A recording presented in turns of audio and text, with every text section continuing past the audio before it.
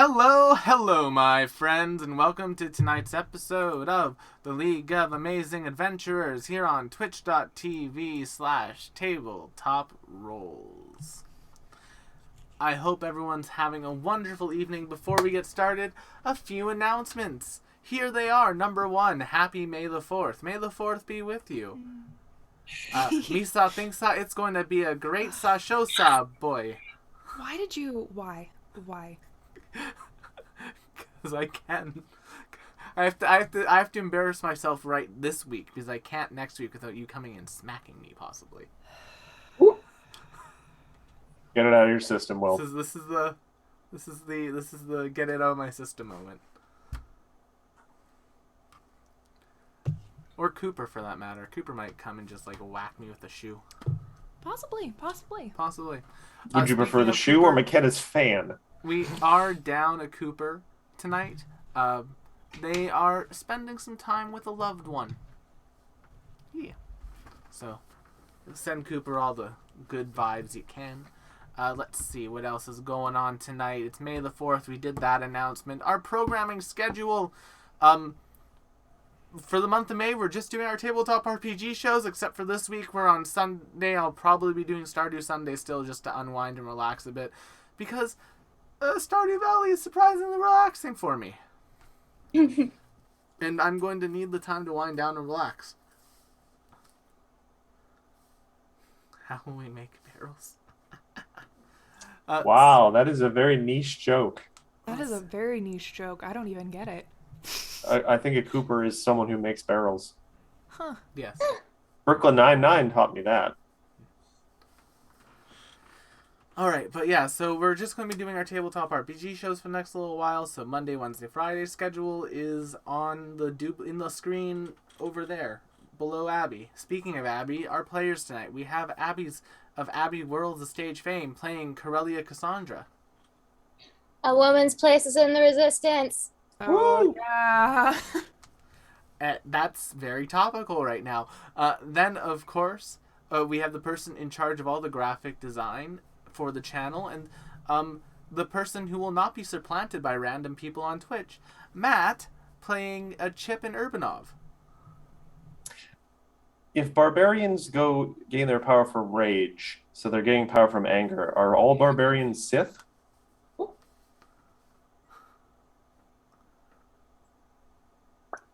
I suppose it depends on whether or not their rage is justified.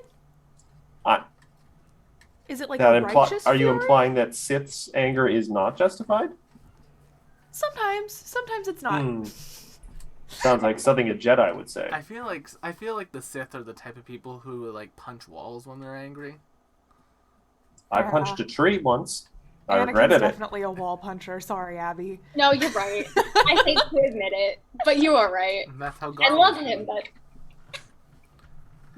And then, of course, we have our head artist here at Tabletop Rolls, the person responsible for all the lovely token art you see, and also the person who's going to be in an art show at the end of the month.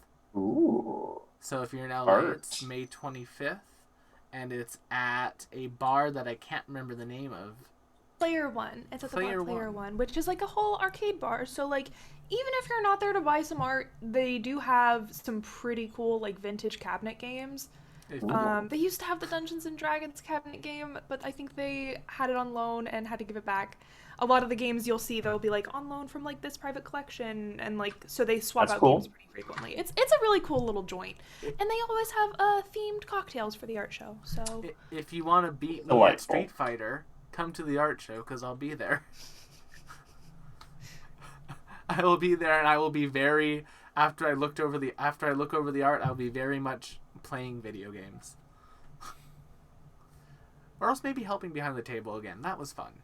That was a good time at the end of the night. Mm-hmm.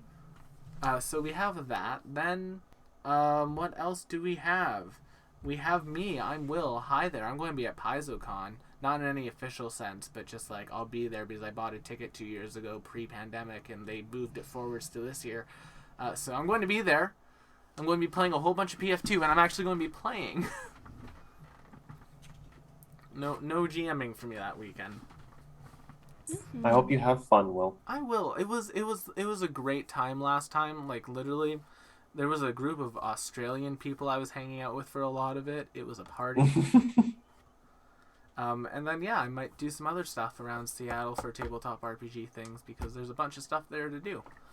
Let's see. So that's all of those announcements. Of course, I'll give live Twitter updates for all the PaizoCon announcements that happen or previews that we get. And yeah, that's really it.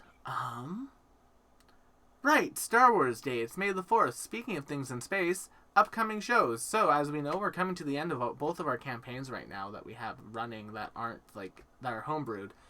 So for the League of Amazing Adventurers, after a number of more weeks probably, because we're going to be in this arc for a little while, we're going to be having the next season, I guess the next campaign of the League of Amazing Adventures, which is going to be a Western campaign. It's set on a new continent in the world. Yeehaw. Then on Fridays, after Calling Chronicle is done, it's either going to be Spelljammer or Monster of the Week. It's leaning towards Spelljammer right now, and it's leaning towards Space Pirates. Keep on flying. So if you want to see some Space Pirate shenanigans or chicanery, that'll be the show for you. Alright, but that's all of our announcements done. That's all of our introductions done. And now there's the only one thing left to do, and that is play the intro before we get into it.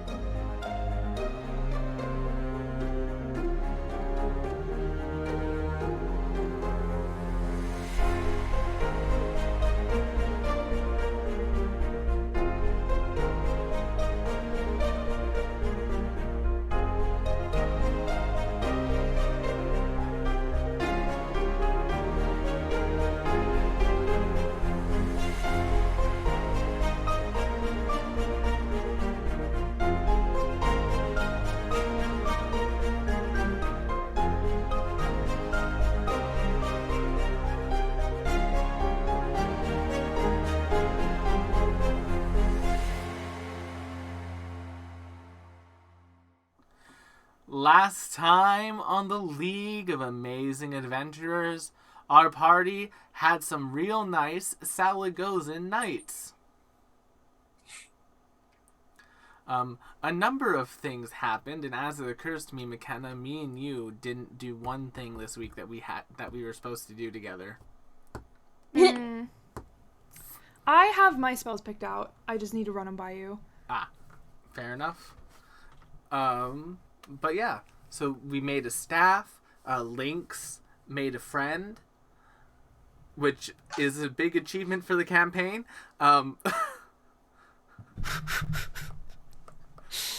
Two ships. That's not fair. He's not even here to be roasted. Best time then. Here. A ship set sail and a ship stayed in port.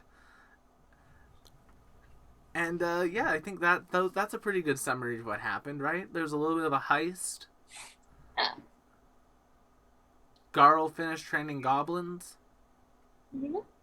Yes. Yeah.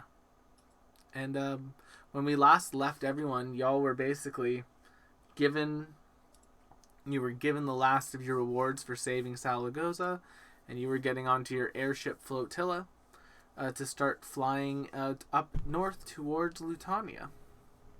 Yeah. The Viatori are kind of taking you along the west coast of the Isles, just because that they've been told there's less dragon activity in that area. Makes sense. But whilst you are going up the coast, you will actually get a view of Namsla on your way there. So if anyone wants to make perception checks as you're passing nearby the city. Let's see. If only the professor was here. He's legendary in perception. Oh, that's okay. I got a 45. Okay. You also got a 45. Okay. Will, could you 45. Could you put us on the world map? Oh, I thought I had. We- That's my bad. No, we're still actually in the boss room from the Salagoza dungeon. Oops, a doozles. There we go. Ah, I can see now.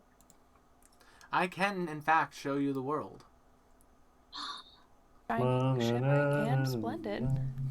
Shining, But yeah, so shimmering. with the But 45, who's the princess? Garl and Nim will be able to make this out the most clearly, but Cassandra, you'll be able to make it out pretty well as well.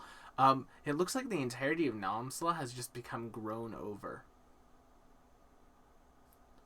Like, it's like a massive garden. Like, there's a clock tower that Namsla was known for that has just been turned into like a giant like rose bush, effectively.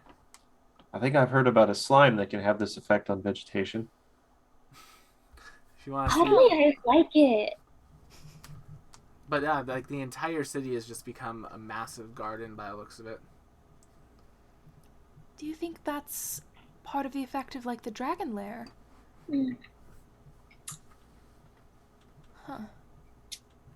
Have to do some reading. Interesting.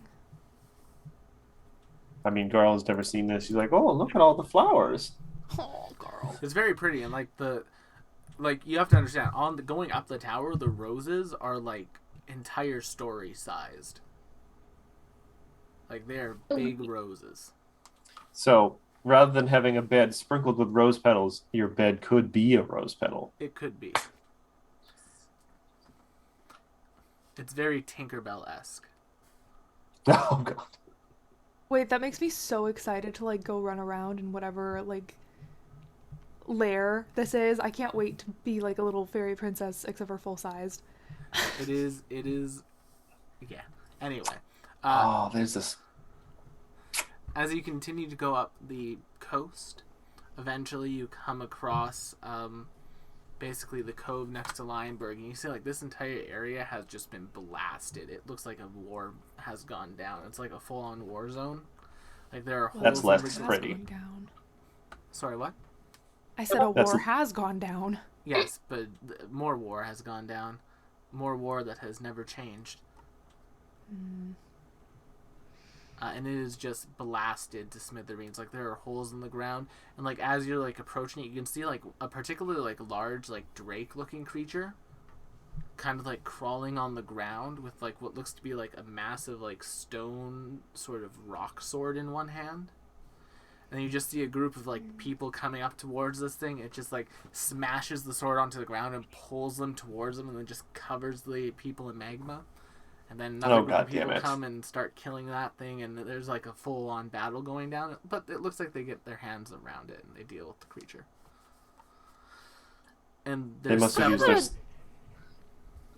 I have a question. Yeah. Flying up from Salagoza, we would have crossed over Megdia. Did we see any developments there? Ah, sure. Because we haven't heard from them in a while. Yeah, they've mostly been reconstructing. And, like, you would have had reports along the lines of basically, like, yeah, we've gotten cities reconstructed, we're rebuilding the army, we're starting to train a new batch of recruits. Like, you guys probably overnighted in, like, one of the military camps they have set up because, like, their cities, Treladar is still routinely, like, bombing them with arcane missiles. Right. So, they're basically keeping, the cities have basically become ghost towns. And like they've turned the wilderness into like these like very cool makeshift cities that are like hidden by tree cover and such. But yeah, you eventually continue up north, and yeah, as you are approaching the city of Lionberg, you can see basically around it there's like these old like city walls that were once like a historic piece, right? But they've now been like fully refortified and turned back into actual fortifications. And on top of them are these strange metal poles that are just wrapped, that's like a metal stick with a bunch of metal wrapped around it. I know what this is. Garl has no idea. I make some kind of check to see if I can identify the purpose of such a This thing? would be I believe it either be a crafting check or a society check. Alright, I can do a quick little society check. 35? Ooh, nat 20 from Garl. It only gets 4 points higher than yours. Okay, so Garl. I'll do what Garl can glean from these things, and I'll go what Nim knows afterwards. So Garl, what you glean from like looking at these things, like you notice like there's a number of like smaller drakes flying towards the city, and as they begin to swoop down towards like the city streets as if they're going in to cause some chaos, you just see a bunch of like electricity fire off of one of these pylons and just zap them out of the sky. It's a zapper. Nim, you would recognize these as coils.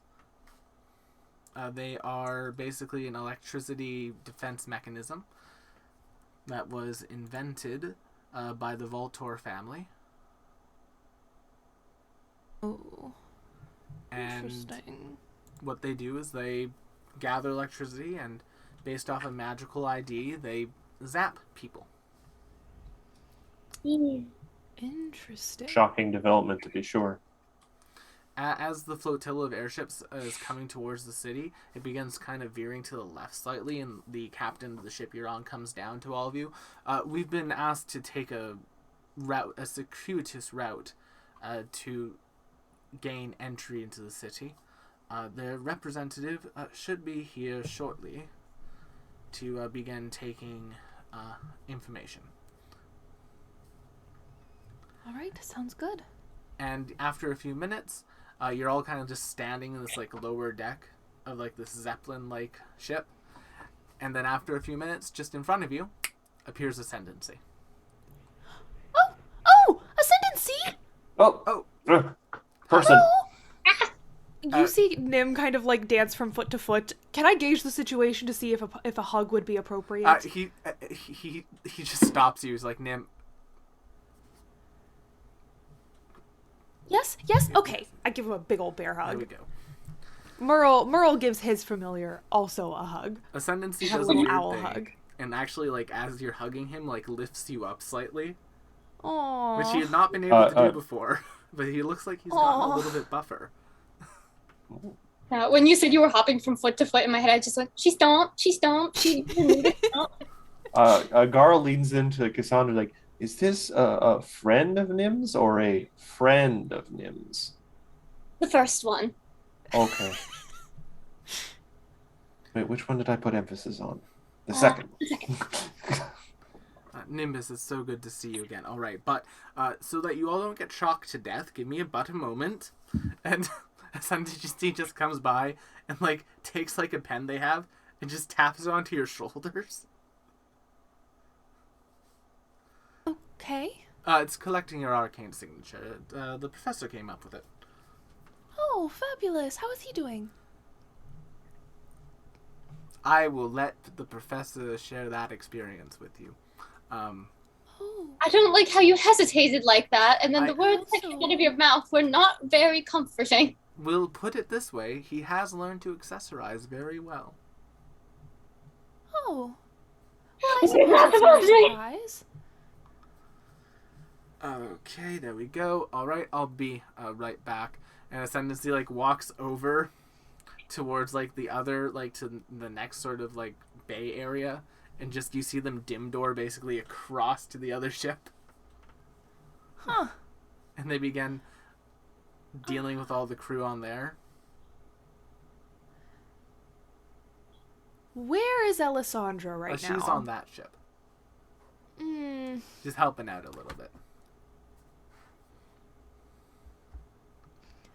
Nim worries for a moment that Alessandra might not get the little pen signature. But seeing as she can't do anything about it, just kind of hopes that Ascendancy's not going to do that. The ships are given the all clear to land after a few moments, and you all basically it begins basically land in what appears to be like a large noble like manor that has been converted into like a lot for all of you. It looks like this is like where a lot of like the defense is being held up. And yeah, the airships land, and as yours like opens up its like launch pad landing bay thing, whatever that's called, the ramp. It's a ramp. The word is ramp. Ascendancy is Green just deck? waiting for you all on the ground. It's like, all right. So we have a little bit of downtime. But you all probably want to see the professor. Yes. All right. Let's see. And then like a couple, once again, like younger guys come in about your age, Nim. It's like, excellent. The two of you, can you show these to the professor's office? It's like, yep, all right. And then basically these two armed guards begin escorting you there, and you just basically see as you're like walking out of the courtyard area, you see Ascendancy walking up towards Alessandra. And then Be a fly on that wall. I think Nim might tell Merle to just keep an eye on the situation and tell her if it goes horribly wrong. Ascendancy slaps her across the face. Challenges her to a duel. Throws the glove down. You besmirched me. Merle's just gonna perch in an inconspicuous location. And then we'll jump over to Chip. Chip, about 5 minutes ago, Ascendancy sent you ascending, effectively saying that they're here and they'll be on your way to the office once they land. What does Chip do during that 5 minutes? Chip reaches into his pocket, pulls out a pocket watch on a chain, pops it open, looks at a artist's rendition of the entire party on the inside of it, smiles fondly for a second, closes it tight, straightens his vest, and lays out some mismatched teacups. Aww. Yes. And it's at that moment as Chip just finishes like setting up, the doors open up, and basically hear two younger lads who have been basically students that you've been teaching. Professor, your friends have arrived. We'll leave you to it. We're going to head back towards the front to get a report. And they just kind of like nod and head out. Be sure you pick up some rations, young lads. Yes, sir. Professor! Nim does the little dancey dance again and runs and hugs. Oh, well, yes, hello. Oh, my. Yes, it is wonderful to see you all. Before we begin, if you wouldn't mind indulging me for but a moment, and he gestures to the chairs arranged before the desks in front of the teacups. Of course, I have missed tea with you, Professor, but... Oh, your eye and your arm? I might be able to fix that if you still have the arm. The eye I can definitely fix. No, the arm is inside a Drake's stomach, or at least what remains of it at this point. I imagine the acid of its stomach would have dissolved the flesh by now, but the bone might... You know what? It's not important. Before we get involved in anything, though, you must indulge me for a moment. And he waits till you all sit down, and he looks at the group carefully, and then turns to look specifically at Nim. Nim, on our first outing together, there was a trap that nearly killed the dear Lynx. What was the weapon in the trap? A spear. Thank you. Oh, no. Turns to look at Cassandra. Cassandra, on one of our later adventures, we were trying to solve some crimes in a theater. The final encounter in the theater with a man who was using a stage sword as a weapon, where was the fight? Where did it take place? It was the attic rafter beam area, correct? That is correct. Turns to Lynx. Lynx. Oh, no, I'm going to have to answer for Lynx. Oh, I actually suddenly forgot my question I had for Lynx. Oh. I'm getting quizzed on my own campaign, oh no.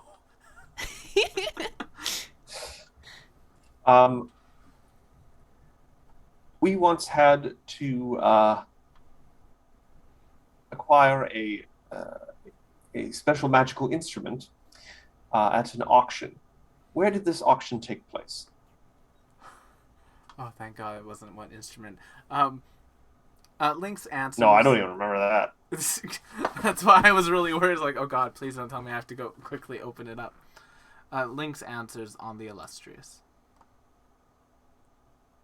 And what was the Illustrious? The Viatori airship capital. Turns to Garl. I don't have any questions for you. You are very large. I feel like I could fit inside one of your biceps. Do you all vouch for this young lady? Very well. And you now notice the whole time Chip has had a hand in his pocket. He takes his hand out of his pocket and he has a pistol that he was holding and pointing at all of you, and then he just puts it in a drawer. Can't be too careful these days. We've had numerous attempts at infiltrators into our compound. While they have proven to be an invaluable source of intelligence, it's always a little risky. So, thank you for indulging me. I'm glad to see that it is all you and not some sort of horrific amalgamation of body parts made to look like you. Well, and in all fairness, we never did find out who that mole was. Yes, well. So. Some mysteries, unfortunately, remain unsolved. Who was the League of Amazing Adventurers traitor? You will find out in the final arc of the series. Oh, so we are gonna find out. Honestly, I thought you were gonna pull a Hero Academia and just be like, I forgot. No, by having you find out. You say that. Having you find out in the final arc, I'm pulling a Hero Academia. Fair enough. But yes, sit down here and pour some tea. I'm afraid I cannot accompany it with any sort of fresh baked goods as I would prefer. Supplies must be rationed these days. So, but reaches into the pocket. I do have these, and he gives you each a Werther's. Thank you, Professor. If you're worried about rations, I might be able to help. I still have create food prepared, and although it only lasts for 1 day, I think it might still be able to do some good at least. Yes, that is. We have a few people here who have some minor magical skills in that regard, but it is the long term food supplies, because we've discovered that it can be, while it is useful, it is a little impractical to keep people around simply for the task of conjuring food. And it gets a bit manpower is also something we have in short supply, so we need people to be wearing several different hats, so it were. I myself, and he looks at his little watch again, I have to take a shift down in the infirmary in about an hour or so. I might be able to help with that. Well, I'm sure I would appreciate it, as would the patients. But this is not what you're here for, I imagine. I imagine you're here to cause some trouble. Oh, of course. Well, you know me, Nimbus Evangeline Saint Amalthea Saint Altair, #1 trouble causer. That's me. Lynx just you ranked as #2 just because you were a little cautious. Lynx just looks over their shoulder at you, Nim. What? Silently judging you. Chip is giving grandpa vibes. Oh, absolutely. 100%. It's probably at that moment that the door opens again, and coming in is Ascendancy, Elisandra, as well as another man who is standing beside Ascendancy. As they enter, Ascendancy and Elisandra kind of just look over to you, Nim. It's like, we've had a talk. We've come to an understanding. Ascendancy, you can vouch for her? Yes. To the extent that she is who she appears to be. Yes, I mean, it is I'm not going to ask about the quality of her character. We'll find out, I I'm guess. sure Nim could vouch for that. Elisandra Chip pipes raises up, an eyebrow, says nothing. Elisandra pipes up. Cassandra raises her eyebrows back like... Elisandra pipes up and looks directly at you, and just says, "Oh, just like you vouched for Garl, I'm sure." What? Cassandra turned red. But continuing on, Ascendancy kind of addresses the room. Right, introductions. Nim, I don't think you've met him, but this is Alva Voltier. Pleasure to make your acquaintance. He ran in similar circles to us. He is the Voltier's youngest. Yes, I recognize your face. I just don't think I've had the privilege of having a conversation with you yet. Yay. Nimbus. Yeah, sorry about that. I didn't really talk much in the Noble Society things at the time. When, those were still going on. Well, that's fair. There was a shortage of decent people to talk to, in my opinion. Yeah, well, especially now, am I right? Yes. Ascendancy kind of chuckles like, Exactly. I don't think Nim knows yet. Knows what? So Ascendancy goes and takes a seat beside Nim, and then Alva comes and sits beside Ascendancy, and you just see Alva put their hand on Ascendancy's leg. So after you all died,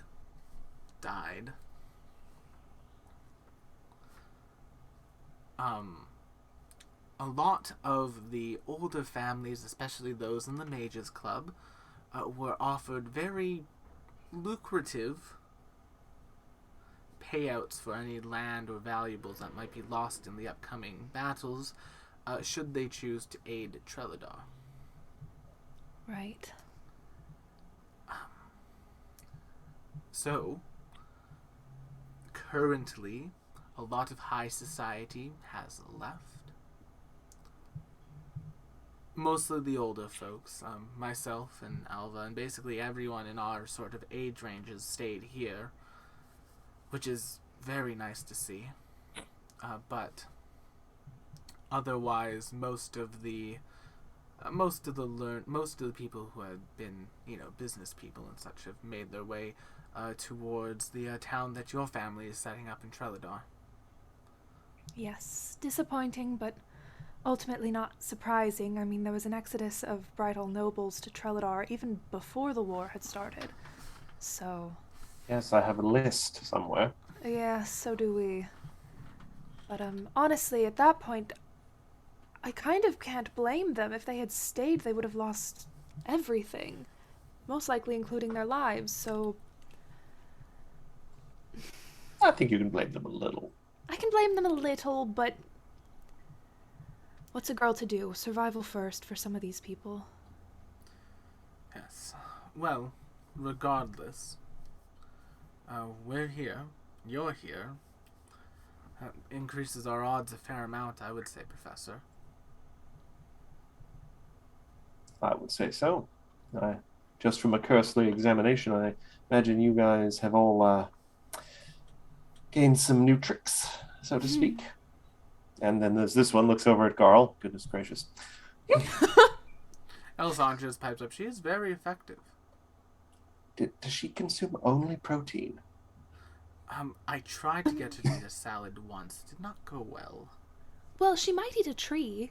I'm right here. I'm sorry, Garl. You might eat a tree. Am I incorrect? I don't know. Does it have a nice meat sauce on it, like a gravy? For the sake of argument, let's say yes. I mean, maybe then. I do like crunch, and bark is crunchy. Mm. The one time I was able to get Garl to eat a salad, I had to literally make a dressing out of bacon grease. Oh, that was good. Except for the grass. That wasn't great. Was it not lettuce? Was it grass? It was lettuce, but Garl. Lettuce? I'll have to make like a broccoli cheddar potato soup or something that you might like. I'll put I do bacon like bits in soup. it. Soup is easy to good. drink. But Ascendancy just kind of sits down again, kind of stands up from their spot, and just offers it to Elisandra as he begins to pace towards the wall. So, that being said, Professor, this works out quite well as it's time for the weekly report. Very well then. Pours an additional couple cups of tea. Ascendancy whips out a book and basically begins going through a report. So, Brighthall continues to be held by the White Dragons. And the necromantic energy we detected from there has been increasing over the last several days. It looks as though they're getting ready for something there. In addition to that, Nalmsla, the verdant dragon that has taken over that city, has continued to grow their garden. They seem rather unfazed by what's going on around them. They seem to be entirely focused on their gardening, so that's probably a good thing for us still. They haven't sent any troops this way. Although our scouts in the city have said that there's a number of topiary-esque guards, including topiary dragons.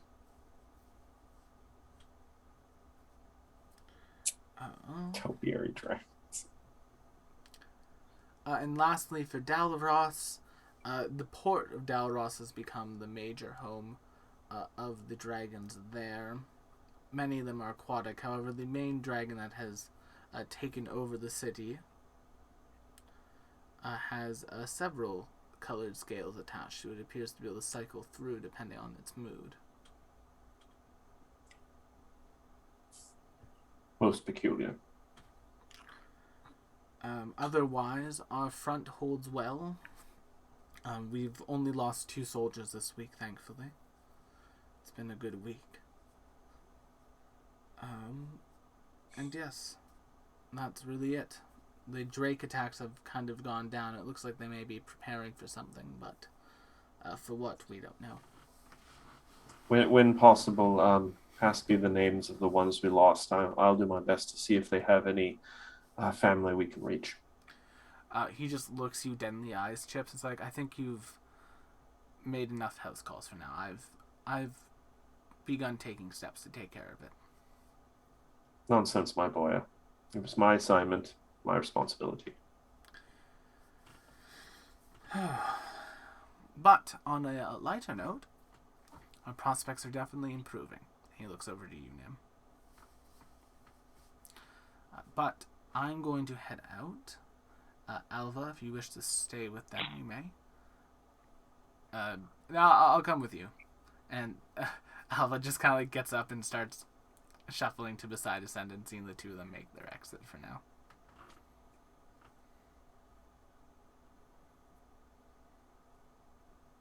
But you were talking about the Drake attacks, up here in Neuenberg. Is there a dragon in charge of those? Where are they coming from? They're just coming from the south of the city. Huh. So we don't have any intel on the dragon in charge, because it was my understanding that there was a different dragon essentially in charge of every city in Lutania. Or at least every major city. However, Ascendancy, Chip, and their group took care of Lionberg's already. Understood. Alright. So then we only have 3 left. I mean, only 3. They are dragons. Dragons. And whatever drakes and ne'er-do-wells who have thought that kowtowing to the creatures is preferable to, standing for their freedom. Well, it may not be much of a choice for some. No, I recognize that, but doesn't garner much sympathy. Do you have any advice on where we ought to start? I mean, I'm biased and would like to start with Bridehall and move southward from there, but... Does Chip have any advice, Will? You got the same intel that I just gave. Yes. We have been a little reluctant to explore too deeply into these contested territories with the limited manpower we have, and frankly, don't go repeating this quite around, but most of our group are not the most experienced or hardened, especially compared to my old friends. So your arrival may have come at just the right time. Well, is there anything else we can do to help here before we move on? I mean, honestly, just taking the pressure off of us would be quite useful. I am concerned daily about our electric coils being overloaded. Uh, from the outside, it appears like they're a constant and eternal defense, but one day I'm worried a sprocket will melt at an inopportune moment, or there will be some weird change in atmospheric temperatures and a hole will open our defenses, and that may be the end of us. So the sooner we can go on the offensive and, take the initiative, the better. Understood. Well, we already have plans to go to the infirmary. Should we start there? Sounds good to me. All right. Do you need anything carried? I mean, I'm sure we could find some things. Garl, was it? Is there a last name? No? Okay. Chip makes a little note on a piece of paper. Well, no time like the present then. Yeah, on our way, I kind of hang back with Elisandra and give her like a... Tell me what happened. How would she respond? Like this. It went well, Nim.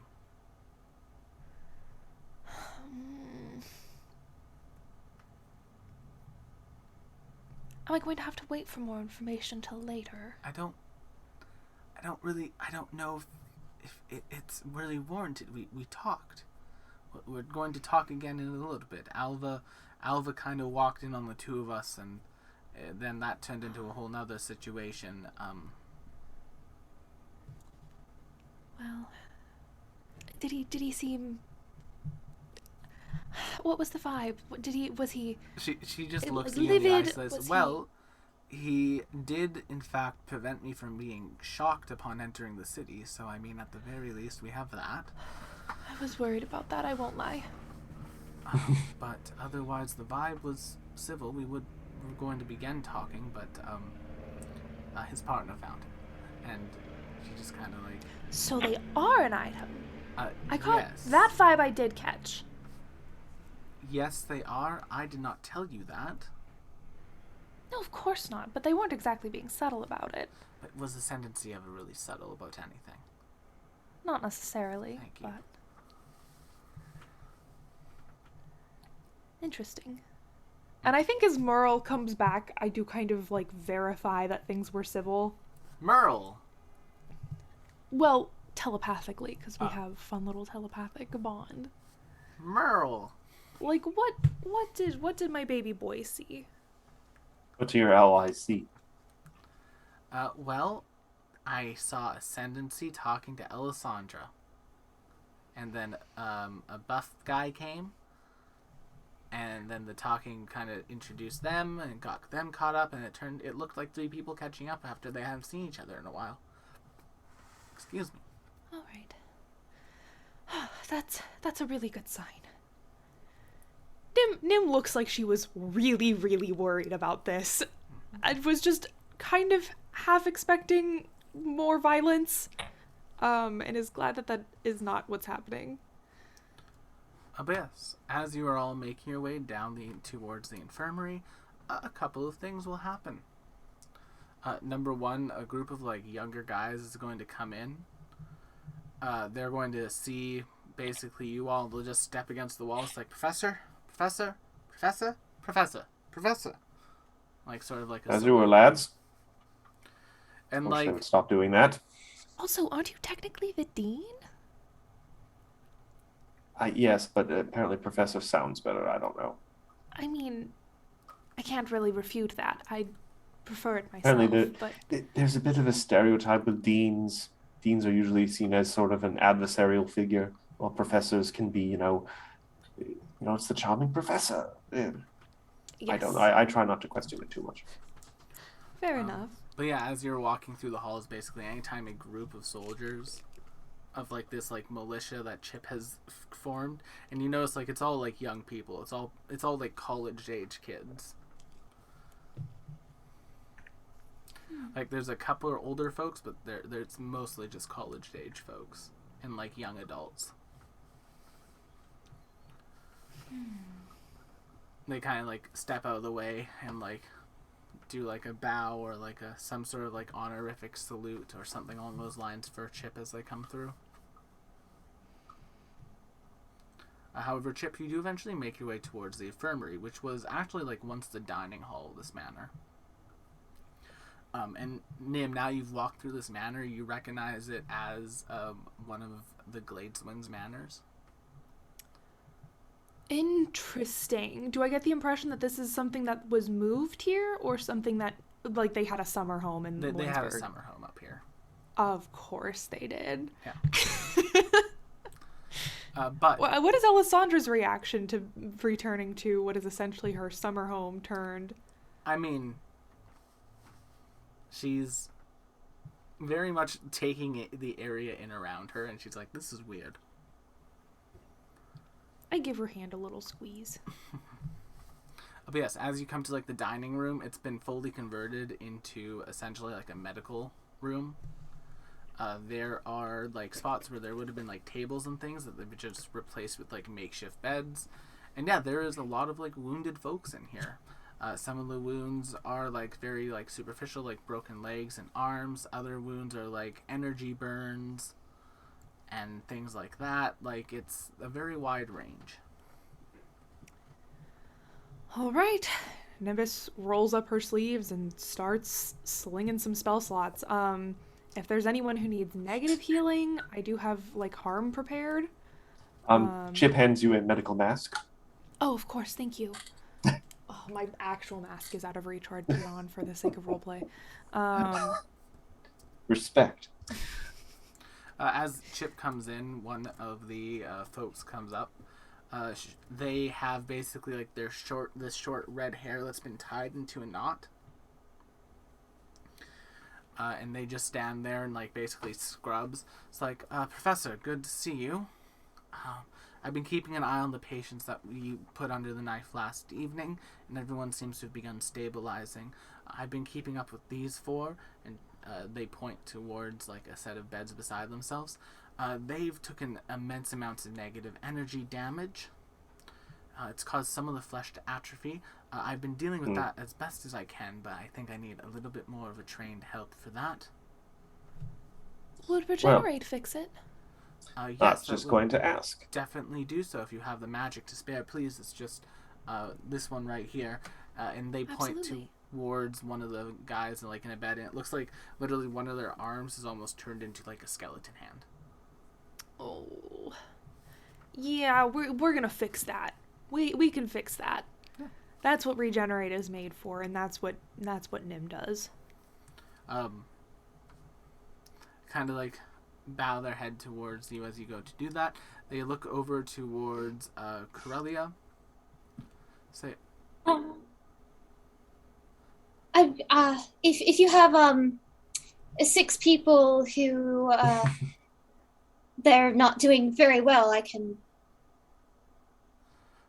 actually, if you would be so kind, she, like, walks you over to, like, another spot, and, like, she sits you down at a desk area. It's like, these are a number of patient records I've prepared. I just need them finalized. Oh.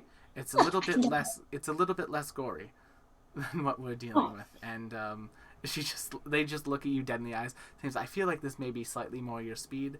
I'm sorry if I read you wrong. Oh no, absolutely! I can get this done lickety split. Thank you. But if you do have any patients that are in grave need, I do have a couple moment of renewals I can. I will bring anyone in grave need over to you, so you don't have to walk through all of that. Beautiful. I should have this done. Just give me half an hour. Chip, as you all now basically begin spending some time healing up everyone, what does Garl get up to? Garl feels very out of place here, and is very suddenly aware that there are extra fragile people in the room, and so kind of does that thing where like a child has been scolded, don't touch anything. And so she kind of like almost scooches herself into a corner and keeps her hands to herself because she's afraid she'll break someone. But yeah. Garl, Alessandra Yes? approaches you. We can leave Nim and Cassandra here. If you could, I could actually use your help with something quickly. Kind of glances over at Cassandra. Oh, okay. Cassandra will give Garl a little wave. Unless you want to stay here, I can handle it myself if I need to. It'd just be slightly. No, I want to be useful. All right, come along. And she leads you out of the room and down the hallway, basically towards what looks like to be a dead end. It just has like a big window there. It's like, Garl, this can be a little bit rusty, but she grabs the candelabra and she like tries to pull down on it slightly. It's like, could you mind just? Garl takes a finger. Yeah, and as you do, make me an athletics check, as it is very rusted. Oh, I do have Garl's thing open. For a second, I thought I had Chip's open. Athletics. 37 Nice. with a 6. Yeah, you're able to just force it down, and as you do, a wall basically goes inward and reveals a hidden room. All right, I didn't think they would find this, so it's a good thing that we were here. Garl. Yes? My former family owned this estate. Oh, okay. We had medical supplies and things stored in this little cubbyhole. Oh, that's good. They are very large boxes. I can lift boxes. Yes, let's begin transferring these back towards the dining hall, and then once we're done there's a couple other spots, and I need to take Nim to one of them as well, and then we can get going. Garl does her version of Nim's little happy dance. It's the same dance. I The see. thumping is just louder. Yes. I see that. I see that that's catching on. Oh dear God, help me when she's. It's high. the sensation sweeping the nation. You just hear Alessandra under her breath. Oh dear Shaylin, help me when that becomes a high society dance now. And yeah, the two of you start moving boxes. Nim, whilst you are in that area, you see a couple of doctors running in, basically like pushing a bed. It's like, we got another one. Heavy wounds. We need help immediately, Professor. Anyone. And basically they begin to like get them prepped and stuff. Are you going to run over? Yeah, absolutely. Awesome. I might grab Cassandra too because she has that moment of renewal. Yeah, as you do, this person, you've seen this before. When you saw this before, specifically during the barroom brawl tournament, one of those yellow creeper plants Oh shit! has Not basically dead like again. gone into this guy's arm and is just like beginning to like feed off of him.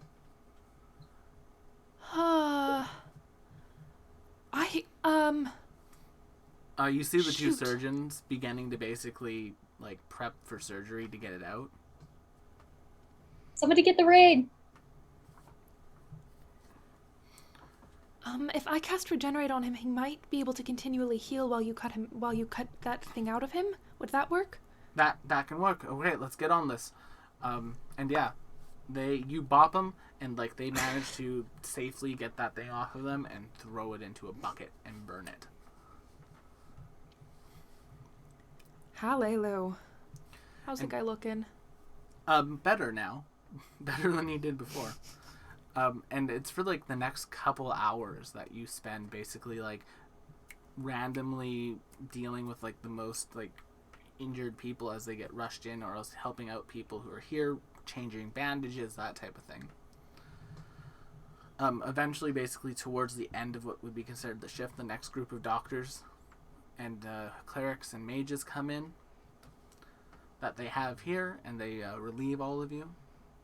It should be noted, Chip can get a reliable 33 in medicine without having to roll. Oh yeah. No, Chip's been like surgery.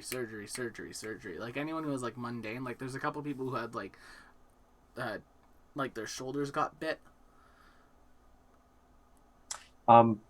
Quietly, a couple times, Chip does ask for assistance from either Nim or Cassandra, whoever he's working with carefully, and you do notice there is a little bit of trembling in his artificial hand. It doesn't work the best. And so he can't do some fine stuff with that sometimes. And I think at one point, Chip, the attendant here, the person with like the short red hair, well, the red hair that's been like tied up into a bun, towards the end of the ship, kind of like pulls you off to the sides, like Professor, I need to do the maintenance tonight, if you don't mind. Yes. And Let's call her Florence. They basically take Chip into a corner of the room, and then at that point now they're like out of like the area. They like de-scrub, and like it's just it's like a tank top underneath the scrub and like some like cargo pants in their casual outfit. And they like let down this like short red bun into like longer reddish hair, and then they just start tinkering with Chip's arm. Think of it as like the last, like one of those last scenes at Empire Strikes Back, where Luke's getting his robot hand looked at. Yeah. Professor, you really need to take better care of this thing. There's only so many times I can tune it up for you. There's work to be done, I'm afraid. Yes, but you also need time to rest. You cannot live I don't on need coffee rest. and adrenaline. I have tea. Cannot live on caffeine and adrenaline alone, Professor. Oh, the adrenaline has long since abandoned me.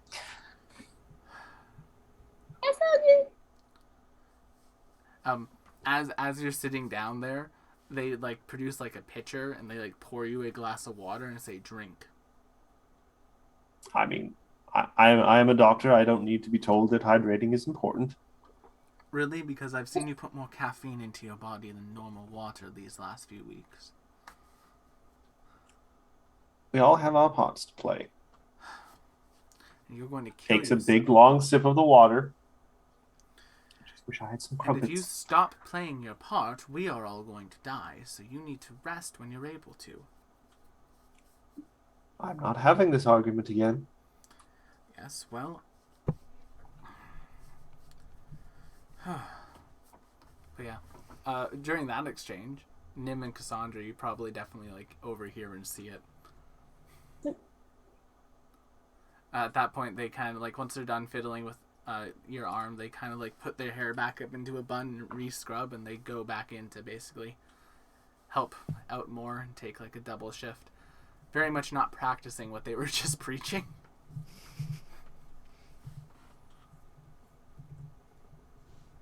So who is that? She is our chief medical officer. She's quite studious. She's quite good at her job, I must say. We would be in dire straits without her. She's a bit of a fussy fuss, though, I must say, at times. But, you know, that's not a terrible quality to have. I wonder if Lynx could teach her some, crafting tips. If she's more up the medical department, things like your arm might be... Oh, don't you worry about me. I'm all right. There are people, and gestures to the entirety of the infirmary, there are people here much worse off than I am. Just because other people have it worse doesn't mean that you don't have it bad at all. Have you endured monster attacks and several literal wars to come and nettle me about my sleeping habits? Yes. Perhaps. From a distance. I remember the days when a professor would be looked at with some amount of reverence and respect. Well, we graduated, didn't we? Oh, damn it, you did, yes. Ugh, That makes us alumni. peers. Never cared for alumni.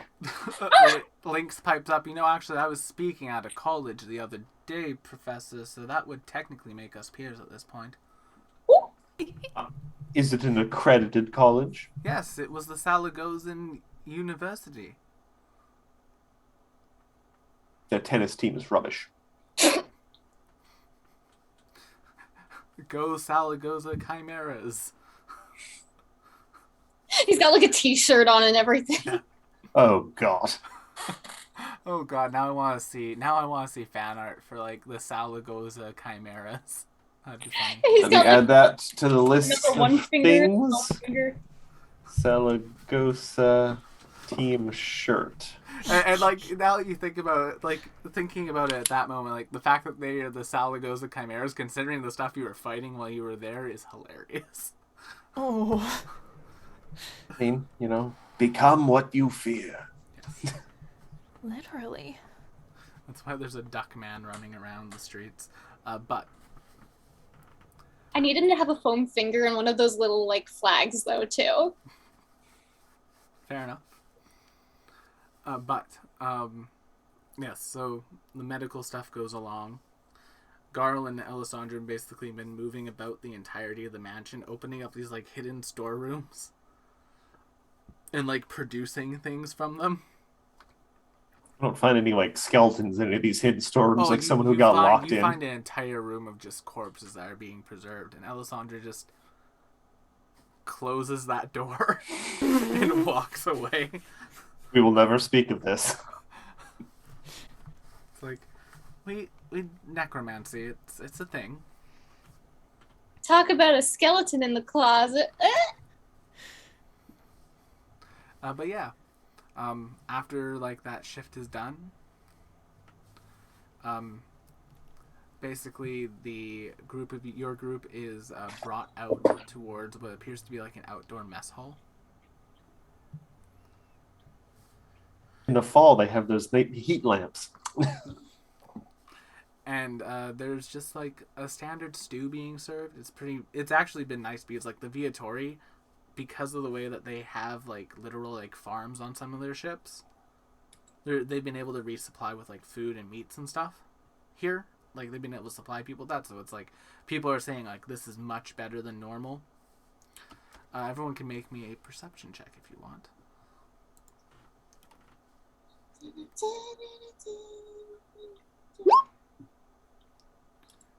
What'd I get? A 37. Nice.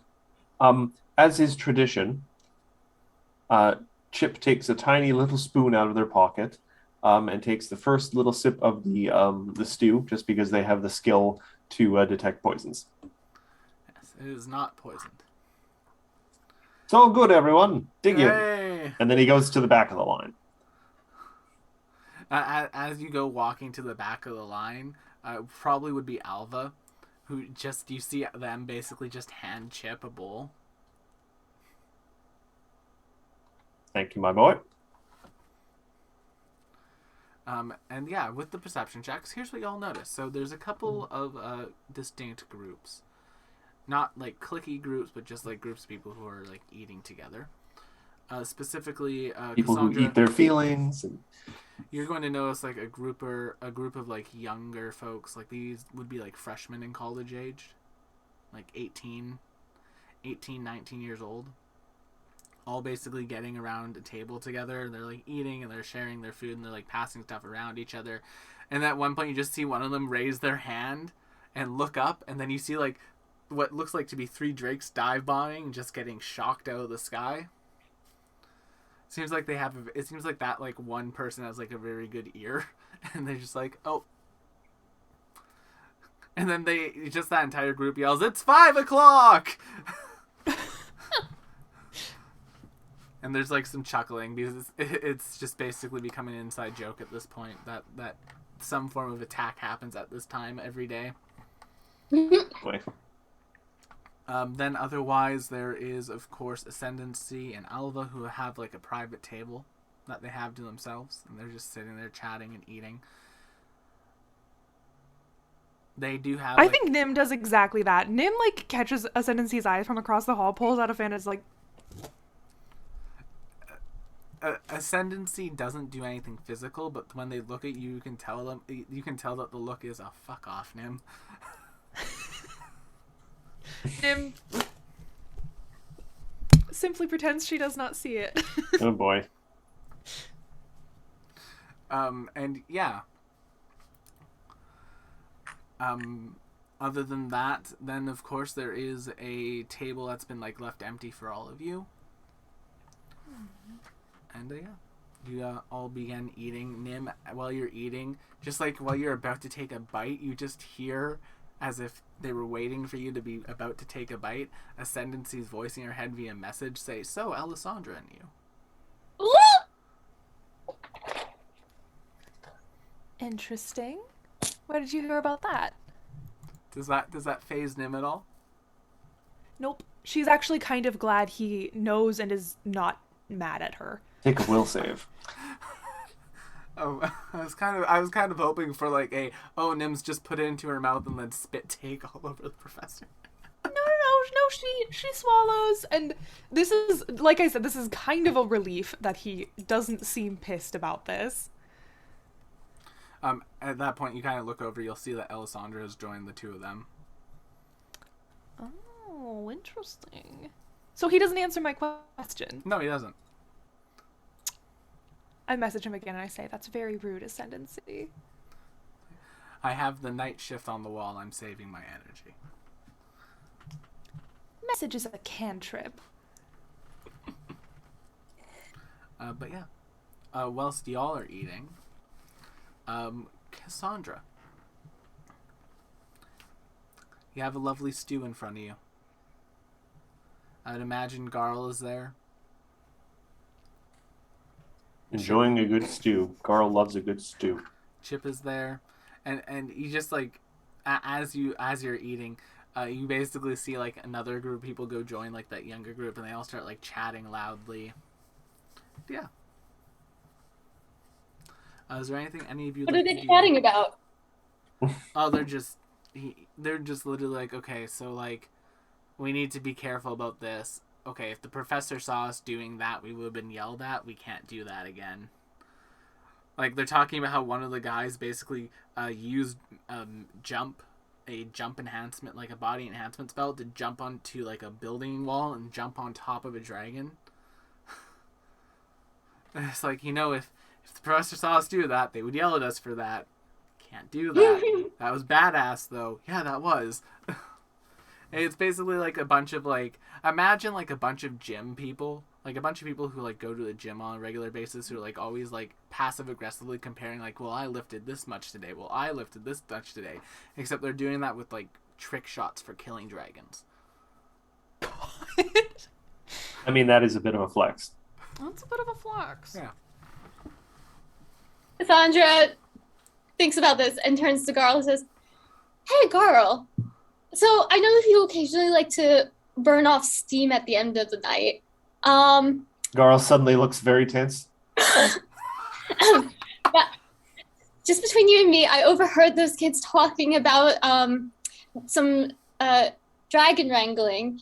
So, I mean, they don't want to be caught by the professor, but it's something to do, I suppose. It sounded like something you'd be kind of interested in, so I figured I'd let you know. Will you be watching? I mean, if you'd like me to, I would love to watch. Then I will do it. I will wrangle the most dragons, if that's how it works. And it would probably be a good thing for me to watch, just in case anybody got hurt. I could fix it up before the professor. That is probably a good idea. Perfect. I will be there tonight to watch. I'll go ask and see how it works.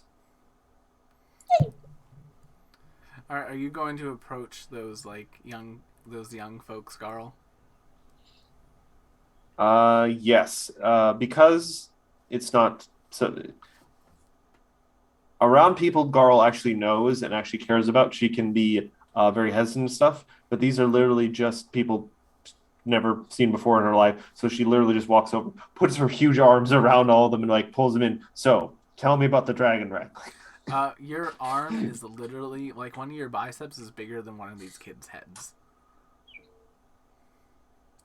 So Give me the deets. Yeah, we have the night shift today. So usually like on the outskirts of the city, sometimes dragons and drakes get in, so we just kind of like compare kills. That sounds awesome. yeah, and then they start like telling you like all their like best kill stories. Like one of them like says, yeah, I was scouting out from the top of a roof, and I saw a drake like crawling through the streets. It kind of like popped out of an alleyway, and I basically jumped off of the roof and just landed the dagger into its head. And then like literally one of the other guys who's at the table just like smacks them upside the head. It's like, you just got startled by that thing jumping out of an alleyway and almost fell off a roof. You were lucky you landed it like that. It's like, hey, don't look at this. Don't. And it's just like a whole bunch of like young adventurers ribbing each other, basically.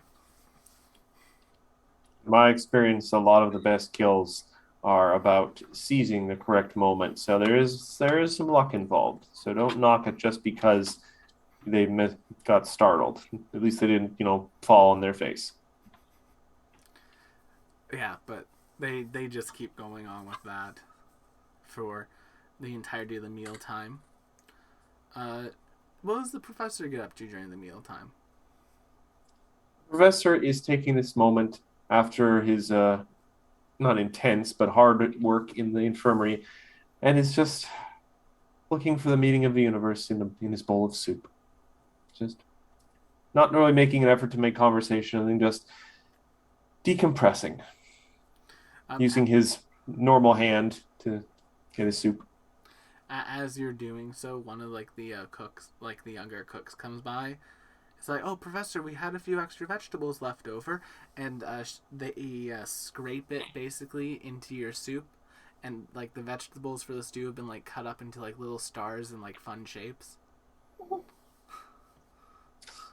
I will take the gift in the spirit in which it was intended, and not possibly like I am some sort of infant. I mean, everyone likes cute food, right? I haven't seen any studies necessarily about that, so I will take your word for it. You are the expert in the culinary arts here. But I would also recommend, if you do have extra vegetables, please try to ensure that the youngest amongst us gets them. Okay, Professor. And they head off. They're growing people, they need their vegetables. I am already graying in the whiskers, so. Nim. Not the whiskers.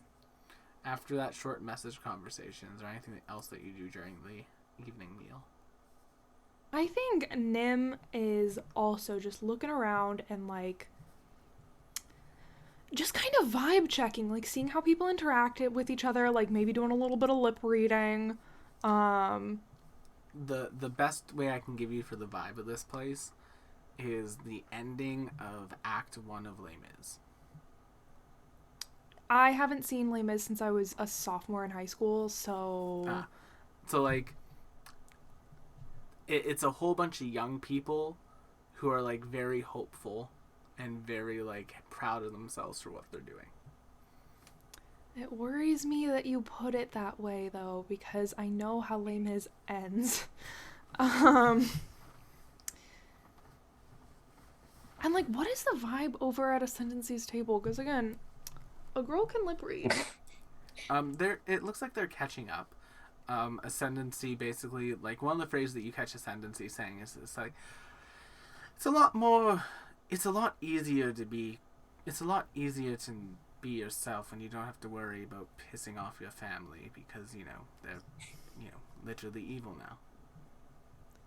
Oh. And, like, stuff like that.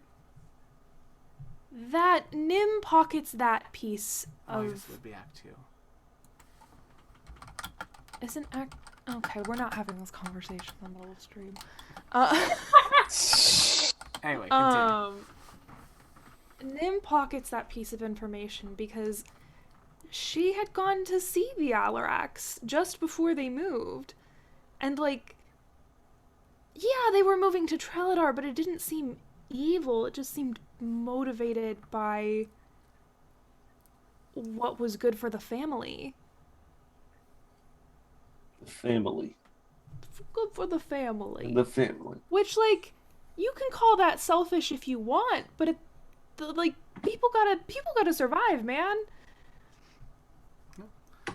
So that interesting. And then, Alva basically is reassuring Ascendancy. It's like, no, we made the right choice. And Also, didn't they fund his trip back to Latania? That's what we had heard. you'll have to talk to him about that. Interesting. But as the mealtime basically ends, people begin going about to their nightly duties. Elisandra just kind of comes up towards Nim and just like puts her hand on your shoulder. It's like, there is one little thing I could show you that you might find interesting here. You have piqued my interest. Go on. You'll see. And she just kind of like takes you away. Ascendancy and Alva come up to your table to come up to you, Chip. Say, Professor, we're going to head off to our ship, to the night shifts for us. Get some rest.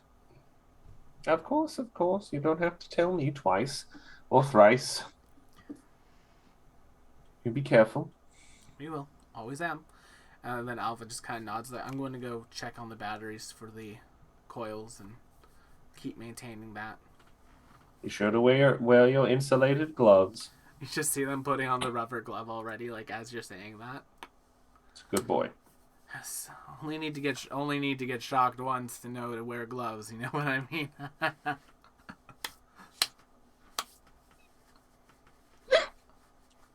Yeah. See, she gets it.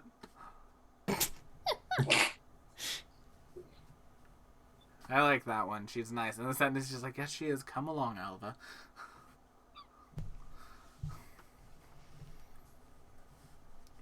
And yeah. That's me. Garl, the youngins kind of like get up. They're all like Garl? hitting themselves out. One of them, it looks like their weapon of choice is like literally just like a rifle that has a bayonet attached to it. Oh boy. But it's been like heavily boomstick. modified. Like you can see like they've added like a scope to it and a couple other things. That's very nice. Very nice. But you know what never needs to be reloaded? Carl just ignites her force katana. As you say that, they say, "Oh, lovely," and he just like waves his hand across the magazine and it starts to glow. Show off. Let's compare counts. Some people think they can outsmart Carl. Let's I've yet to compare- meet people who can outsmart Sword. Let's compare counts at the end of the night if you're so sure of yourself. And you see them basically throw on like a cloak of some type and start running off. And the other like young people just look, it's like, "Okay, sorry, Kane's kind of an asshole."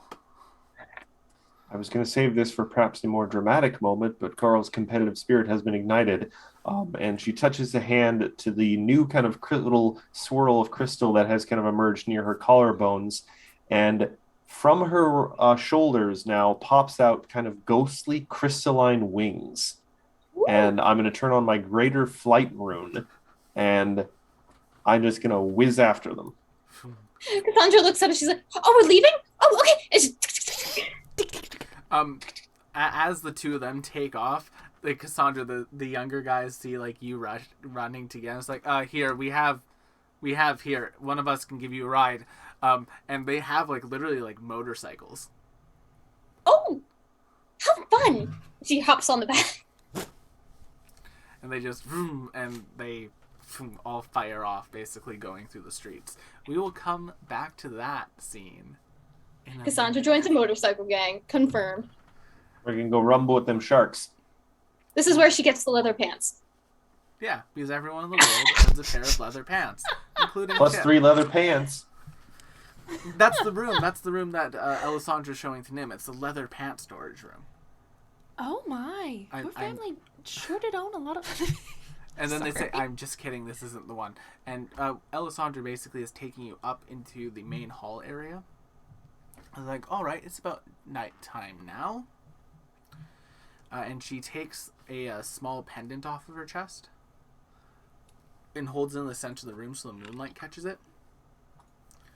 And then you just see these like ghostly stairs begin to form a spiral staircase that looks like it goes up into the skylight.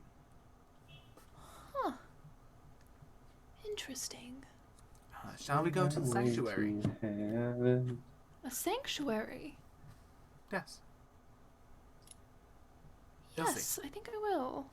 As she starts climbing the staircases, she asks, If you don't mind my asking, what kind of sanctuary might exist in a manor owned by night hags?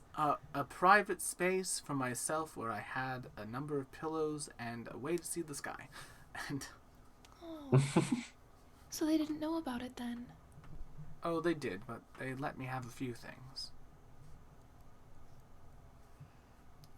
And yeah, you eventually come up into this room, and it's like, you know how like it's like a stained glass roof, but the glass is see-through almost at this point. You can see the night sky just perfectly clear.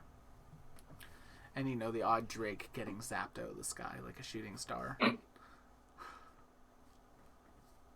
Wonderful romantic. view for all the pyrotechnics. And yeah, this is just like a small like dome observatory that is just filled with like pillows and things. And there's a couple like potted plants that are like still alive and like just maintained. Like they're very low. They're like ferns and things, like very low maintenance plants. how low maintenance because they haven't been watered in at least a year. It picks up the soil, magic soil. Oh, that is interesting. I don't think I've heard of such a thing before. But it makes sense. Magic dirt? Magic druidic dirt. I've spells. got a jar of dirt.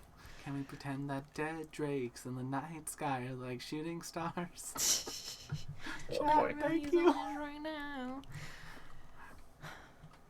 Oh, Well, God. how are you feeling? How are you doing? I'm doing fine. I'm doing perfectly fine. It is very weird seeing my family home turned into a war camp. Yes, that's part of what I was asking about. That is very odd. Also, if I could, and I really don't want to ask you for your help with this, but it's a little bit of a grisly thing. Garl and I did find a room with my family's corpses that I'd like to deal with. So to be clear, is it a room of corpses that were once your family, or a room of corpses that your family accrued? The second.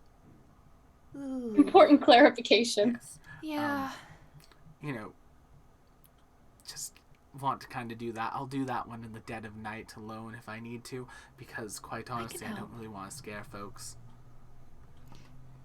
Jim really said, I'll help you bury some bodies. It's okay, honey. And Nim's like, I have a bag of holding that will make the whole situation quite a bit easier. Do we want to do graves? I don't know how we would identify any of these individuals. A lot of them are undead that were created by the Create Undead ritual. Oh. So not necessarily people, just amalgamations of flesh pulled from the ether. Well, still, I think it might be best to give them at least a proper burial. Maybe sanctify the ground so that they don't come out of it a third time? That would be good, yes. But that can be done later. First of all, view. Second of all, and she like goes to like what appears to be like a wall, and she just pulls out this bed.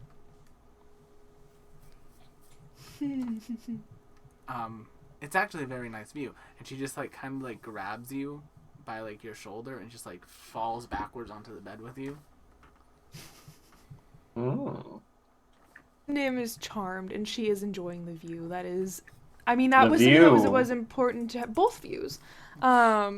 Like the view of the night sky is something that was very important to her when she was picking out her own apartment. So the fact that Elisandra remembered that and wanted to show her is all around very charming. Yeah, and it's very nice. It's just a nice little moment, and yeah, Elisandra just kind of like lies there with you, staring at the night sky. Every now and then she'll like squeeze your hand a little bit, but Yeah, I just think they stay there like that for a little bit. and then we'll jump to Garl. Yes, indeed. So Garl, you are make me a. Make me an acrobatics check for flying. Let's see how effectively you are flying at speed. I haven't done this before. 42. Yeah, nice. That's a success. So you managed to basically get there, like probably like 10 seconds before Kane makes it to their spot. Tee-hee. And like as you're getting there, like they just like they like catch up to you, and like you're on a roof and they're on a roof, and they're just like, okay, good flying. But now the fight begins, and they point out to basically a wall, and basically on the other side of this wall, you can see what appears to be a number of basically, like, I don't want to say dragons, because these aren't like full dragons, but Wyverns? newts. Oh. Drake newts. Yeah, like drake newts, like the little like bipedal dragon people. Crikey, look at the scales on that one. I'm gonna tackle it. And Kane just says, but unlike you, I have a ranged weapon. And they just like lie down on the roof, and they just fire one, and you just see one of those guys just like fall down. Well, this is one variant of Garl that I never gave a longbow to. Well, thankfully my wings don't go away, so I'm gonna zip down there and try and get me some drakes, or newt drakes. Garl, just for the night, because these things are basically fodder to Garl at this point. Like, Yeah. these creatures are CR 1/2 creatures. So these things are fodder to Garl. And like eventually, like as like everyone else is getting there, they just see Garl and Kane basically going at it, counting kills and trying to beat each other. Oddly enough, though, Kane never kill steals you. I suppose that's admirable. Because, you know, they're competitive, but they're not, like, they're competitive, but they are there to do some work. Yes. Cassandra just goes, "Go girl!" from the back of the motorcyclist. Yay! Yeah, and then you just see, like, the guys, the, like, younger students on the motorcycle, like, all getting off. It's like, okay, everyone have everything? Yeah, okay, good. And, like, these folks, they're not that well equipped. They're just, like, pulling out, like, swords and shields and, like, great swords and spears and longbows. And it's like, all right, team, we only need to get 45 for the assignment, and then we can head home. Let's work together, and let's do this. Yeah. And they all start, like, running out, and, like, one of them, like, this younger woman starts, like, lagging behind a little bit. She, like, waves the staff, and there's now light there for everyone to see, and it basically, like, there's 3 distinct groups. There's a Garl just taking on waves of these things. I would like to specify something, Will. Yep. If there's at any point where there's an epic scene about to take place where Garl takes on a whole bunch of them at once, she's going to turn around and specifically point at Cassandra, wink, and then go to town on the newts. Fair enough. Hell yes. Hell yes. So that happened at some point. Cassandra. Yes, but those 3, like, separate scenes. So there's the Garl, then you see, like, the one guy who's just, like, up on the roof, just, like, firing, like, towards the back lines and, like, knocking people out and taking them down. And every now and then, like, you'll see, like, a stray bullet fly towards, like, the smaller, like, towards the group of, like, younger folks who are fighting, like, another group of them. And, like, every now and then you'll see Kane, like, shift their focus to, like, cover someone's back for them and, like, keep them safe. Cassandra has her healing spells ready. She loses concentration when Garl does the wink, and she turns redder than a tiefling. But other than that... Alright, well, thank you for the raid, Evandale. Thank you. Hi, Raid. You've joined at an interesting moment. Y'all have joined at a good time. We're doing a Drake battling showdown. But yes, so Garl, as Yes. you are taking on this, like, one group of newts by yourself, things are starting to Okay. slow down, and, like, you notice that a number of the newts began retreating, Oh, we can't allow that. and as they're retreating, you just hear, like, a and that same guy who, like, earlier, like, raised their hand and, like, called the drakes, you just hear them yelling, "Everyone, cover now!" And just from the sky, coming down at, like, great speed, is, like, it crashes into the I ground like am a meteor. soaring up towards where Cassandra is. Fair enough. Make me a. I need the two of you to make me a reflex save. Ew. 30, that's success. 34, that's 34. Success. You both managed to basically avoid the shockwave. A number of like the younger students who are fighting on the ground get like really pushed back, and a couple of them get full on slammed into the wall and get completely knocked out. And then their Once friends, I'm sure Cassandra is okay, I will run down. I'll fly down and try and gather up the hurt people. well, as you're like flying down towards that, coming out of the crater that it made is one of those like much larger stone looking newts that you saw earlier today. Ooh, a challenge. And there's like a number of smaller newts that are rushing towards like that group of people, but it looks like Kane has just like started firing off on the smaller ones as like the young students are getting back inside the wall. Cassandra, they're immediately running up to you. It's like, you have healing. Can you help? I cast Moment of Renewal on all of them, so they should all be like up and okay. Yeah, these guys are like level 2 adventurers, so you're... It's just like... Is that the special archetype adventure? they're just like level 2 for like a variety of different classes. Okay. But Garl, now that they're being... Kane basically shifts their focus towards the large like stone drake newt. What are you going to do about that? Well, Garl would like to go into a rage now that she actually has possibly a worthy opponent in front of her. All right, And then I'm just going to rush the thing. go for it. Make me, as you're rushing towards it, do you want to use your battle cry feature? Yes, I would like to intimidate the stone newt. Make me an intimidation check. Well, it's like a stone scale. 43. Nice. Yeah, you get it off. You basically, like, as you're coming towards it, Garl, like, lets out a howl, and it throws the creature off its balance a little bit, and that lets Kane basically get, like, a really solid shot into, like, a more fleshy part near the eye. And then, Garl, you just hear in your head, go for the eyes and the underbelly. That's where they're soft. Can Cassandra have a turn? Yeah. Cassandra, what are you going to do? Well, out of concern for her dear Garl, she casts Devour Life on the thing. Come on.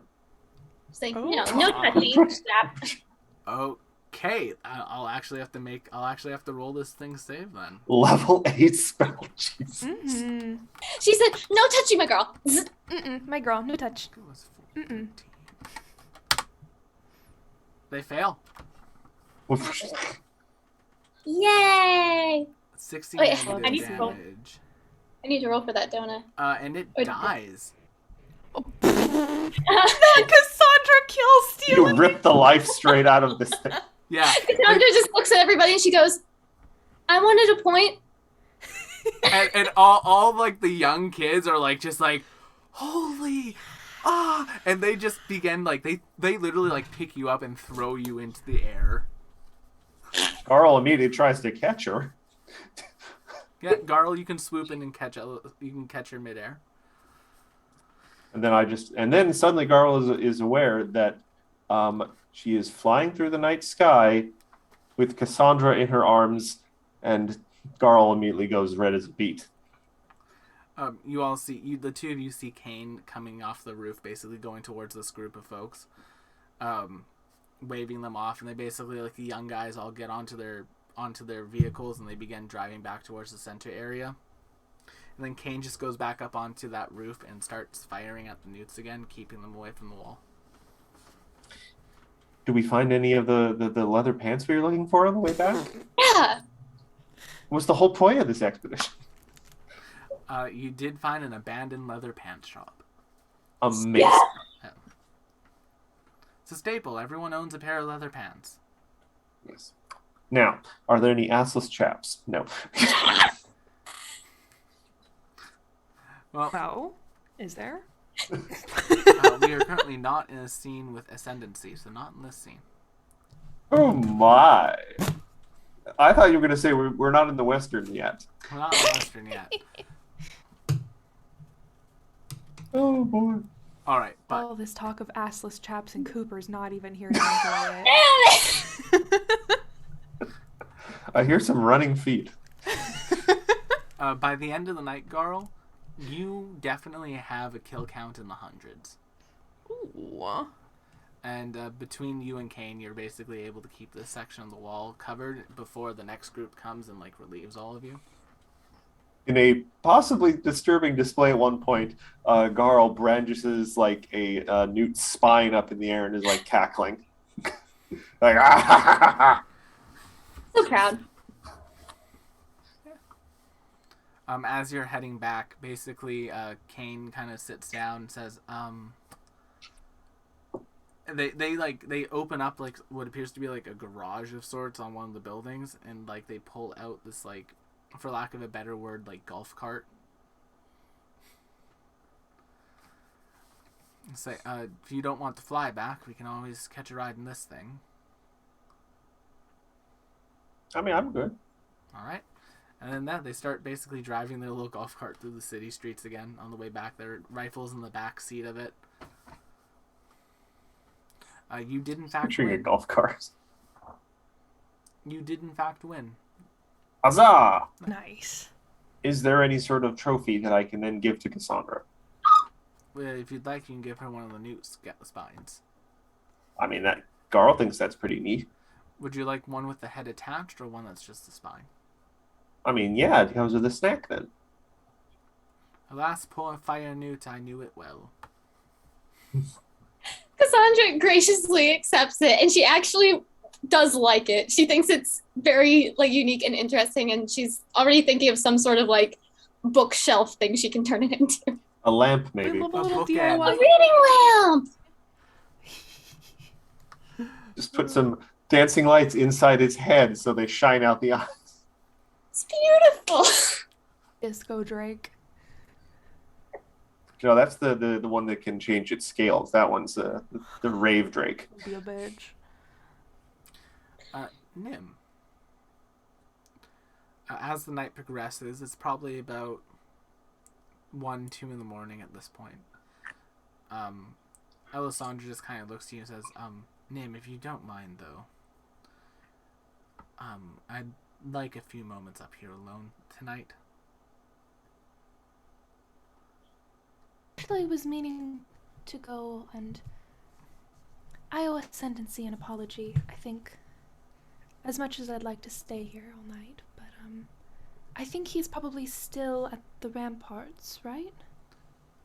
Well, from then, basically, like, supper ended at around 7, and now it's 2. Mm-hmm.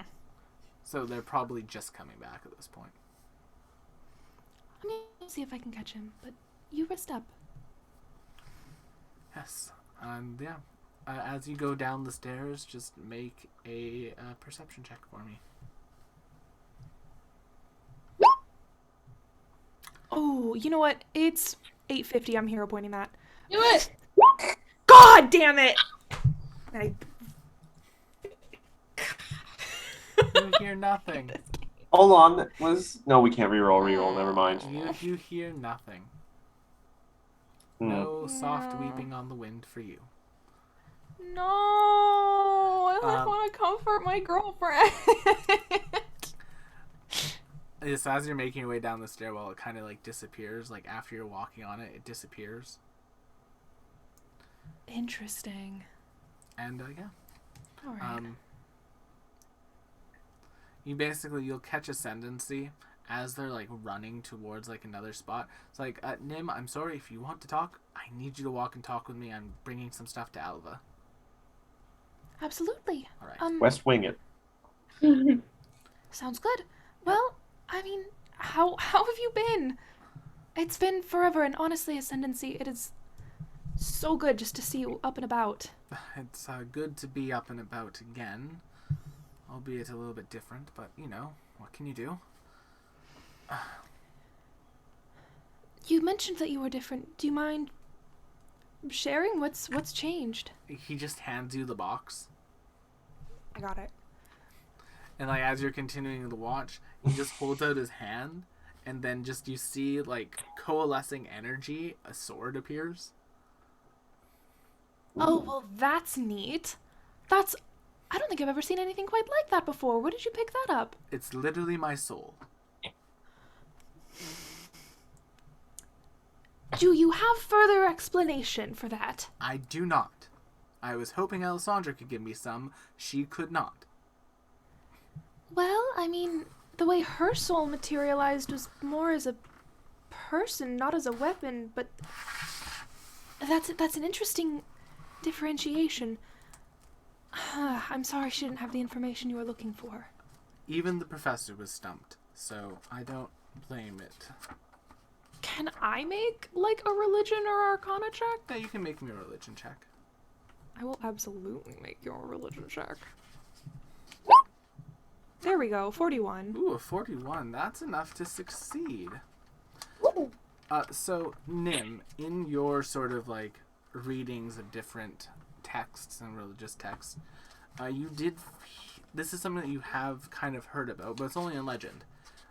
There was once basically champions who could effectively cause their soul to become like a physical weapon or armor, known as a soul forged armament. That sounds pretty metal. And that. But no, Ascendancy, I actually think that I might have read about this. Have you looked into soul-forged armaments before? I have never heard of what that is, and at this point you're now walking down like a set of stairs into like a basement area that's near the edge of the city wall. Oh, watch your step over the wire, Nim. Make me a reflex. Oh, thank you. Oh, no.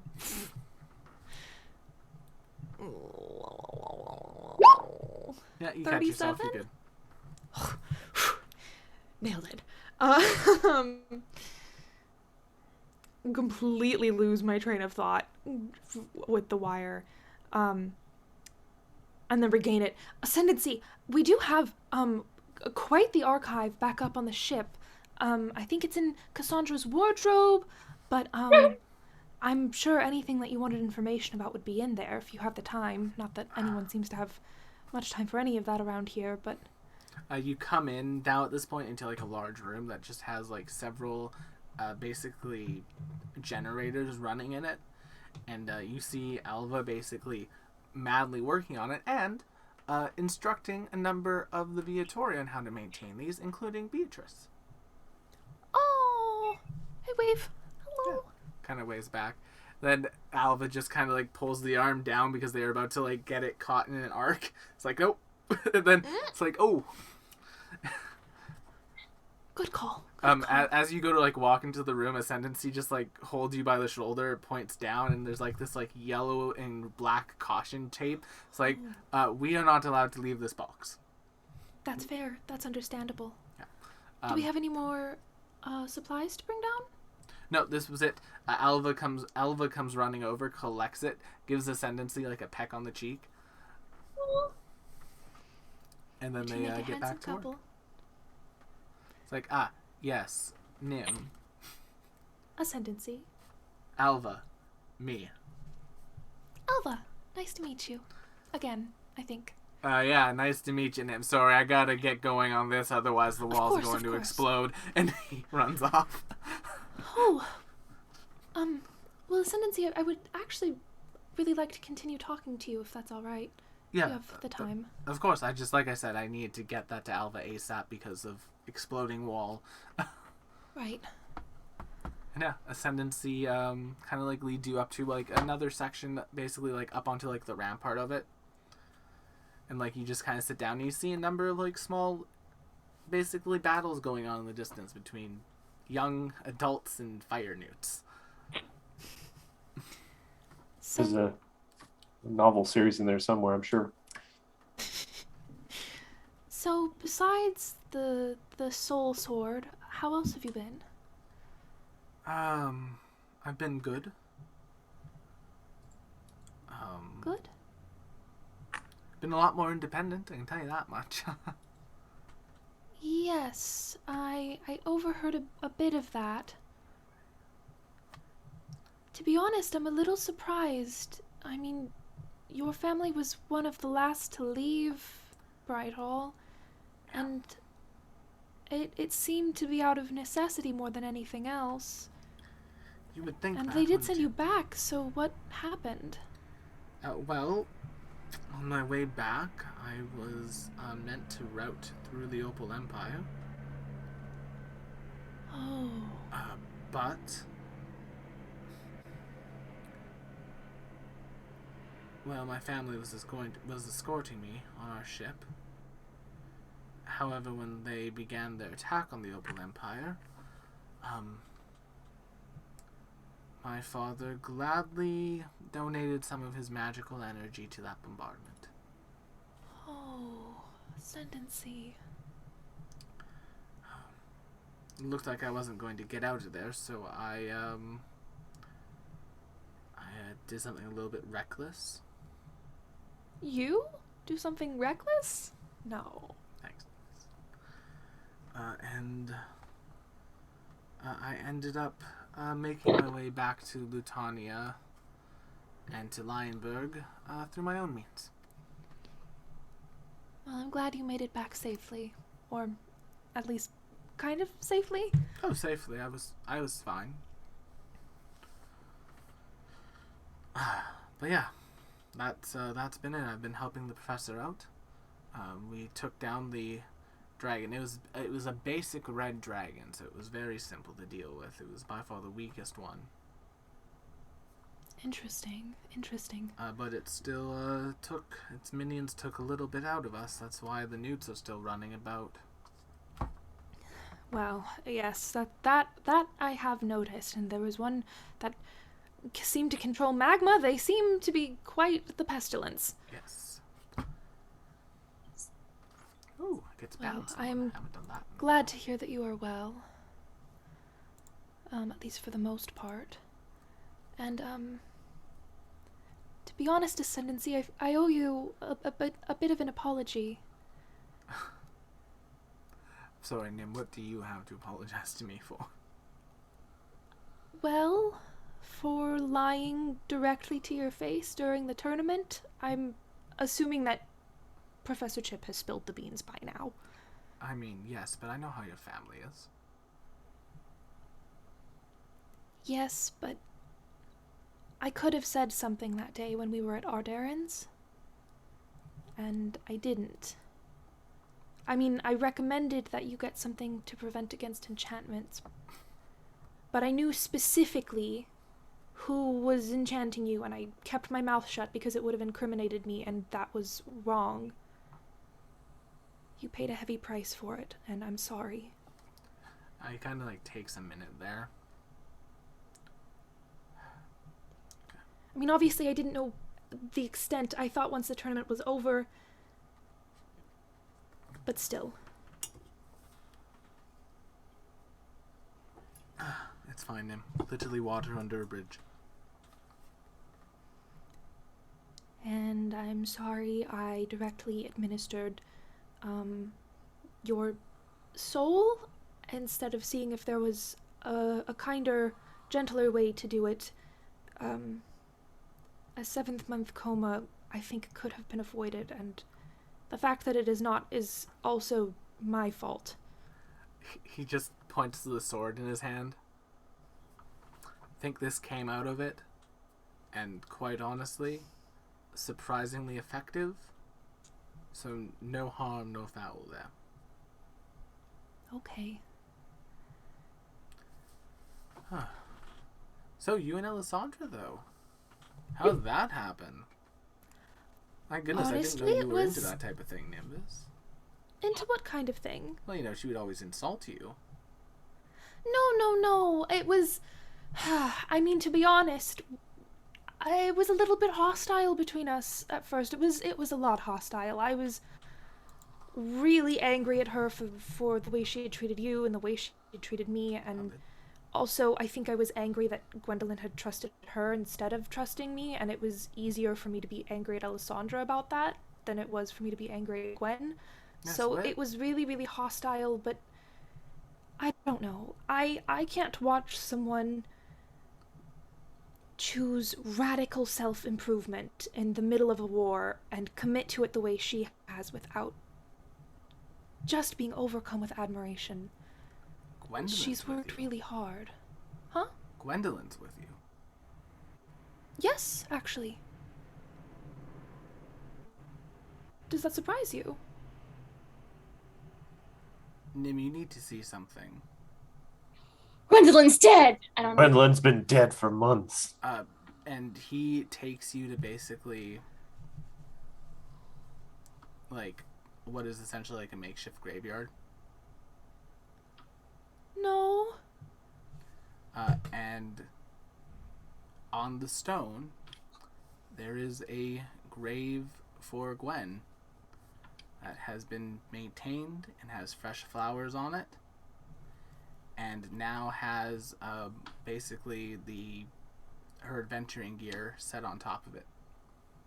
Gwendolyn was the mole. And Gwendolyn was that's the mole. where we're going to end tonight's session. Thank you all so much for coming to tonight's episode of the League of Amazing Adventurers. If you all want to see the fabulous end to that cliffhanger, make sure to come and join us again next week. Okay, I'm broken inside. Thanks for tuning in. Don't forget No, to no, check there out might our be many more to other this. shows like The Calling Chronicle on Friday and The Strength of Thousands on Monday. And I'm going to quickly see if anyone's on Twitch. Friend being dead. I'm so upset. Oh, well, y'all picked a good stream to come into, you guys. The scream I scrumped. The scream I scrubbed. All right, everyone, thank you so much for coming, and we'll see you all on your next one. Bye-bye. Have a good night, everybody.